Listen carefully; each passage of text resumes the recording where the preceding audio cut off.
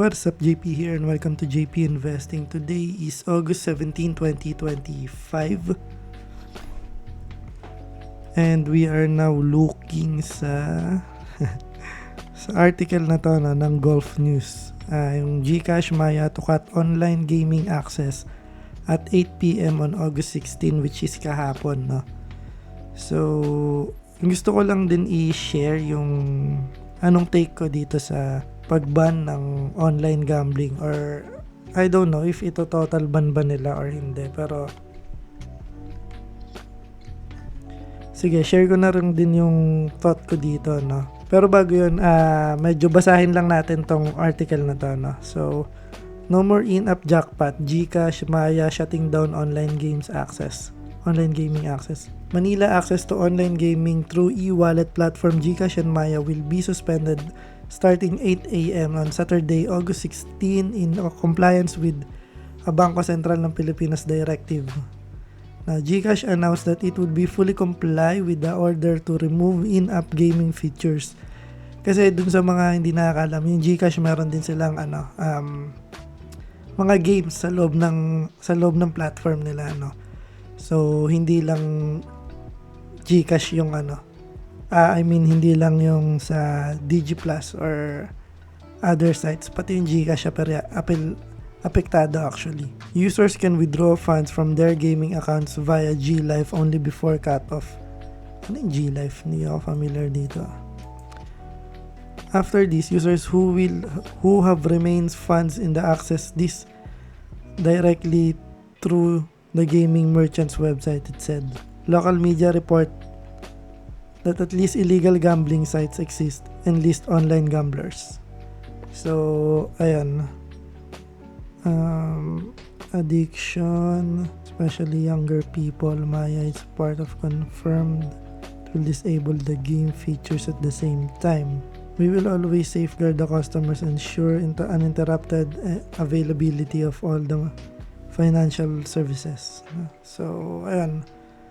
Popular e-wallet, Timeline, Senator Erwin Tulfo. Siya talaga yung nagpupush siya, no? So, ayun, nabasa ko na to kanina. So, share ko na lang din, no? Para sa akin, kung tatanungin nyo ako kung possible ba na ma-total ban itong gambling industry or yung mga gambling app, especially dun sa mga legit na, para sa akin, malabo, no? Malabo dahil una, maraming mga maapektuhang mga trabaho. Merong mga IT department kasi yung mga yan meron din silang mga call centers, meron din mga designers, no, na nagtatrabaho, or graphic designers na nagtatrabaho sa likod ng backstage ng mga app na yan. And isa pa maganda kasi yung kinikita rin ng PAGCOR, no, ng government natin sa mga gambling sites na to, no, especially dun sa mga legit, no. Tsaka kung ibaban nila, ito is parang pinupush lang nila yung gambling industry sa underground, no, which is sobrang hirap nang i-regulate. Kasi mas maganda tong ganto na legal pa siya dahil mas madaling i-regulate ng government. Tulad niyan, nasisita na sila dahil sa sobrang dami ng na-addict, minsan yung mga bata or mga minors pa yung mga na-addict sa sugal, no. So ang answer is mas i-regulate pa, 'di ba? Or yung KYC ng mga games dapat mas stricter, no, or yung know your client na dapat mas stricto sila doon. Ayun lang naman yung nakikita kong solution diyan, and especially ayun, tama to etong pag-ban dito sa GCash Maya. Kasi ito yung mga easy access ng mga madla mga badla, mga minors, no? Kasi kahit mga minors may GCash, 'di ba? Pero feeling ko ang magiging cash in na lang nun is true banks, no? Which is syempre alam naman natin na wala or bibihira yung mga minors na gumagamit ng mga banking apps, no? So tsaka honestly mas stricter yung mga banking apps regarding sa KYC nila, no? So ayun lang, punta na tayo sa update ng portfolio natin. Punta na tayo dito sa Excel file. So again, today is August 17, 2025 and we are now looking sa week number 95 na. Malapit na tayo mag week 100 na, which consists of July 11, 2025 hanggang August 11, 2025 hanggang August 15, 2025, which is nung isang araw, no, nung Friday. Money invested, 0 pa rin kasi nga bubuunuin pa natin to.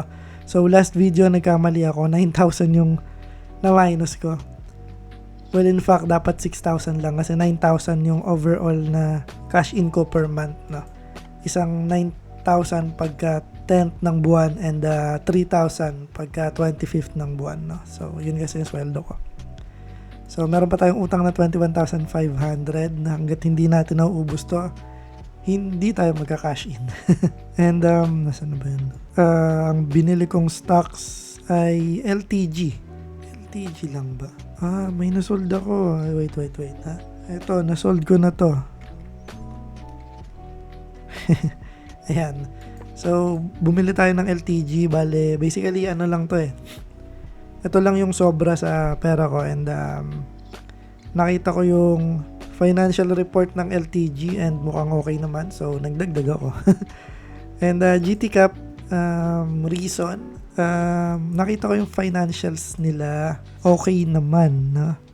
Pero in other aspects kasi medyo pag tinotal mo, overvalued na sila, no? Overvalued na sila dun sa aking fair value, no? So nagpasya ako na ibenta na yung GT Cap, no? Kumita rin tayo dito ng, nakalimutan ko yung percentage pero yung kita natin nasa 5.6k rin yung kinita natin dyan. So maraming salamat GT Cap. Honestly, medyo hindi ko talaga rin type tong stock na to dahil alam niyo naman, dividend investor ako and sobrang baba nila magbigay ng dividend. Pero syempre dahil nakitaan natin siya na opportunity before, no, na undervalued siya, nag-grab na tayo ng opportunity and once na makita natin na overvalued na, it's time to say goodbye na, no? So ayun, na kumita na tayo sa kanya and paalam na sa GT Cap. Pag nakakita ulit ako ng opportunity sa'yo, bibilin ulit kita, na. So we have a total market value 437,473.6 na. So parang kumita tayo within a week ng 37,473.6 minus 435,482.81. Ayan, almost 2,000 din yung kinita natin, no? Passively. Diba? Within a week na. Not bad na rin. And we have unrealized gain of 34,608.61. Bumaba na siya syempre dahil binenta natin ng GT Cap. And total dividends is 19,952.10. Konti na lang, ayaw pa mag 20,000 no? And we have a total gain of 116,888.6 and total percentage gain is 36.46%, no? And we have a total money invested of 320,585. So yung 320,585, ito po yung total money na pinasok or in-invest natin sa Philippine stock market and now nag-grow na siya ng 437,473.6 and total gain is 116,888.6. Now ito pong total gain, ito na po yung total na kinita natin which includes the dividends, the unrealized gain and those that we take profit, no, tulad na rin itong GT Cap. So paano ko nakuha itong total gains? Yung market value ko, minus ko lang dun sa total money invested ko, no? So basically ito yung difference and that's why ito na yung total gain, no? And that is 36.almost 5% ng 320,000, no? Crazy, 36%. So dividends given, wala pa rin and maano pala yung August natin, no? Malungkot. RFM lang inaasahan natin, 641. And September medyo madami-dami pero nasa 2,700 lang. So, ayun, punta na tayo dun sa comparison ng ating portfolio. Ayan, so nandito na tayo sa comparison ng portfolio. Ang huli nating update is August 8/20/25 and the updated part is nung Friday which is August 15, 2025. A-rate mula 42.55% naging 42.5 na lang siya, bumaba ng konti. ATI mula 27 naging 27.7, tumaas na siya. And SEB 38.05 naging 36.85. Medyo bumaba na siya, no? Well, kaya ako bumili ng SEB is nagbibigay na siya ng dividend. Di ko lang alam kung magtutuloy pero sana magtuloy-tuloy, no?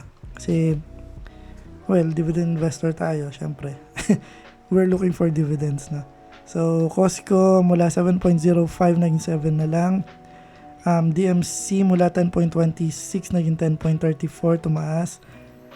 Fill rate mula 3.5 naging 3.6, tumaas. Globe mula 6.55 naging 6. Oh, wait. GT ka pala yan. Globe mula 1.720 naging 1.698 na lang siya, bumaba ng konti. Keeper mula 2.6 naging 2.61, konting taas. LTG mula 12.98 naging 13.6, grabe ang taas ng inakit ng LTG. Dahil nga to dun sa sa kalalabas lang nilang financial reports kasi medyo maganda yung report nila, no? And Metrobank mula 71 naging 71 pa rin. And Mega World mula 2.06 naging 2.1 na, tumaas. PPC mula 12.98 naging 13 na siya, tumaas din. SEC mula 32.4 naging 32.7, tumaas. And TAP mula 1.76 naging 1.65 na lang siya. Actually, bumaba na tong TAP, no? Parang bumaba na siya ng 1.5 something. And nung lumabas yung financial reports niya, medyo tumaas na naman ulit siya. Now, and we have a total market value mula 435,482.81 naging 437,923.81. Parang mali yung nalagay ko dito. Oh, mga bakit yun to? Sorry. 437,923.81. 923.81. Di pala updated to, no? Ayan, so ayun, 36.6 na pala, and we have a total gain of 117,338.81. Sorry, hindi pala updated yung nalagay ko. Ayan, so ayun lang para sa week na to, no? Maraming salamat sa mga patuloy na nanonood. Dun sa mga nag-subscribe, maraming salamat. Road to 100 subscribers na tayo. So ayun, kung hindi ka pa na-subscribe, please do subscribe kung gusto mo subaybayan itong journey ko. And yun lamang, maraming salamat. JP out.